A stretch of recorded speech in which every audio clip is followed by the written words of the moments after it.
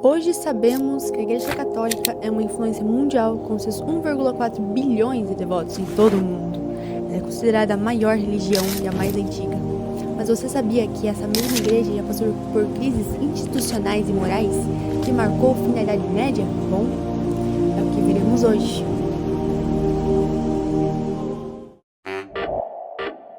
Olá, eu sou a Dani. Eu sou a Arielle. Eu sou a Michelle. E eu sou a Alessandra.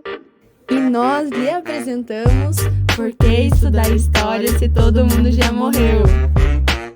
Bom, para começar o nosso podcast, nós vamos falar um pouco sobre a base da Igreja Católica nos séculos XIV ao XVI. E quem vai falar sou eu, né? E, bom, é importante saber que naquela época, a Igreja Católica era muito poderosa. Tanto em riqueza quanto em poder político, ela tinha um grande controle sobre a sociedade naquele período.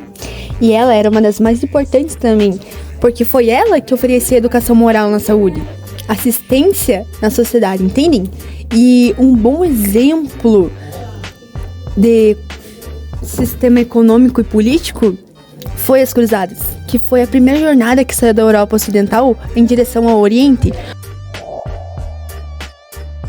Agora, Arielle, você pode explicar para nós sobre uma das figuras da Reforma Protestante, no caso sobre Henrique VIII? Bom, o Henrique VIII, ele rompeu com a Igreja Católica porque, na verdade, ele queria um herdeiro, um homem, para assumir suas riquezas no futuro. Mas, no momento, na época, a Catarina de Aragão era sua esposa, e ela não conseguia conceder um filho herdeiro para o Henrique VIII. E também ele acreditava que o seu casamento era amaldiçoado por Deus, por se casar com a viúva do seu irmão mais velho, uma violação da lei canônica da época.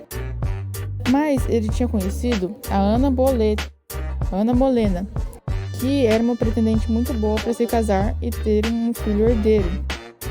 Nisso, então, ele pediu a anulação ao Papa, alegando que o casamento nunca havia sido legal, já que era uma violação da lei canônica da época. Mas o Papa sofria pressão política de Carlos V, o Sacro Imperador Romano Germânico, que era sobrinho da Catarina de Aragão, e não podia conceder o pedido de Henrique sem ofender uma das figuras mais poderosas da Europa. Em resposta ao recuso do papal, Henrique iniciou a Reforma Inglesa, proclamando-se o chefe supremo da Igreja da Inglaterra, e rompeu a autoridade papal sobre o país. No fim, ele conseguiu se casar com a Ana Bolena e anulou seu casamento com a Catarina de Aragão.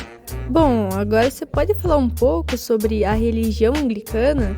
Claro, depois do Henrique ter se proclamado chefe supremo da Igreja da Inglaterra, inicialmente o Henrique não era um reformador protestante em termos de doutrina. Ele mantinha muitas crenças católicas. A mudança principal foi a substituição da autoridade do Papa pelo monarca. A Igreja Anglicana, nome anglicano, deriva de uma expressão em latim medieval, Ecclesia Anglicana, que significa Igreja Inglesa ou Igreja Inglaterra. O termo simplesmente se referindo à igreja do povo inglês. Alguns princípios que eu achei muito importantes são a Bíblia como base. As Sagradas Escrituras são consideradas a fonte primária e suficiente para a salvação e a fé, sustentando toda a doutrina e liturgia. Outro muito importante que eu achei é ordenação de mulheres. Em muitas províncias anglicanas, mulheres podem ser ordenadas como diaconisas, presbíteras e bispas, muito diferente do que as igrejas católicas. Os credos históricos, que eu também achei interessante, é que a fé anglicana é expressa nos credos apostólicos e niceno, que são confissões normativas da fé cristã primitiva e indivisa. E o último é a liturgia formal. O culto anglicano é frequentemente formal e litúrgico, regulado por livros de oração que orientam a adoração pública e comunitária. Eu vou falar sobre Jean Calvino, quem foi ele, por que ele rompeu com a Igreja Católica e a característica da religião criada por ele. Ele foi um humanista, teólogo, pastor pregador, professor e escritor francês. Ele foi uma das figuras que mais se destacou no período da Reforma Protestante. O porquê que ele rompeu com a Igreja Católica? Ele rompeu devido às divergências teológicas e à insatisfação com as práticas corruptas da instituição, como venda de indulgências. E a característica da religião que ele criou se baseia nas escrituras. E o princípio básico é a dupla predestinação. É a ideia que Deus predestina algumas pessoas a irem para o céu ou para o inferno, independente das ações da pessoa. Bom, agora para finalizar, Michele, você pode falar um pouco sobre Martinho Lutero, outra figura importante? Quem foi Martinho Lutero? Foi um monge alemão que, inconformado com algumas práticas da Igreja Católica, iniciou involuntariamente o movimento que deu origem ao protestantismo. Martinho Lutero ficou gravado na história por ter sido um monge católico que iniciou um movimento de constatação à doutrina da Igreja Católica no século XVI.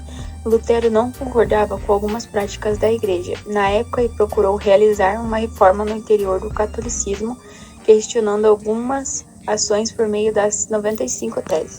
O que foi a Igreja Luterana? O luteranismo é uma doutrina religiosa que surgiu no início do século XVI por meio das pregações de Martinho Lutero, um monge alemão que lecionava na Universidade de Wittenberg, na Alemanha.